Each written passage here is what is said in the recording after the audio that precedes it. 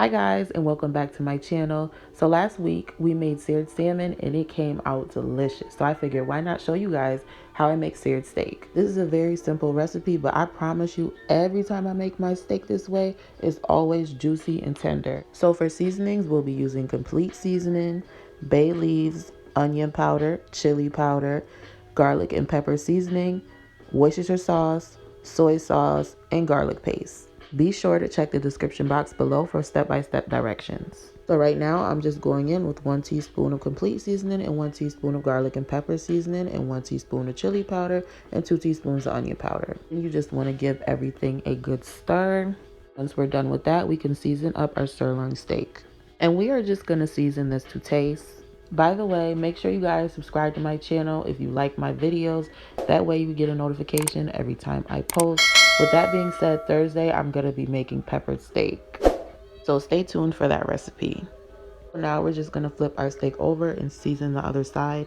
I'm just going to add a generous amount of seasoning, and then after I'm just going to pat it onto my steak.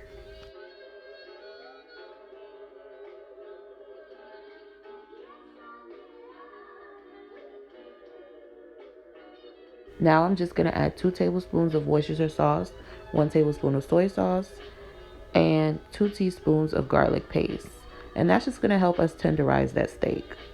So now that we're done with that, we're just going to take our steak and place it inside of a Ziploc bag. And I'm going to add 3 sprigs of thyme. Also, you want to make sure you press out all the air in the bag before you seal it. So ideally, I would say to marinate this overnight, but if you just don't have the time to be doing all of that, you can marinate this for about 30 minutes in the fridge. So now it's time for the good part, and we can start searing our steak. I just added a generous amount of oil to my pan, just enough to coat it. We are cooking these on high heat. And I'm going to sear these for about 3 to 4 minutes on each side. Before I flip the steak over, I'm going to add about 4 tablespoons of butter, and I'm just going to let that melt. Now I can sear my other side. And next, I'm just going to add about 2 tablespoons of fresh garlic to my pan. And that's just going to give my steak a nice garlic flavor. Now I'm just going in with about 6 sprigs of thyme. And that's just going to really enhance that flavor. And it's just going to really bring that steak to a whole nother level. So while our steak is cooking, I'm just going to baste that. And again, that's just going to help me add more flavor.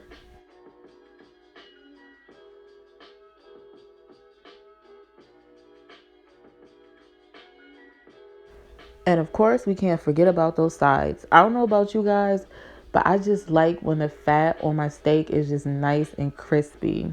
So if you like your steak a little bit more on the medium side, now would be the time for you to take it out of the pan, let it cool off, and it is ready to serve. But if you're like me and you like your steak well done, you want to pop that in the oven for about 8 to 10 minutes. And this is my steak fresh out the oven. I'm just going to cut it in slices, and I'm going to show you the inside.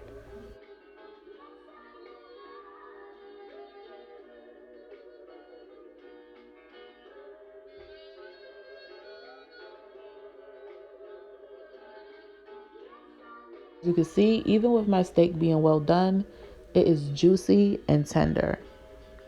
That is the final product. If you guys have any feedback, be sure to leave that in the comment section below. Also, make sure you guys send me requests of what you guys would like for me to make next week. Thanks for watching, and I will see you guys in the next video.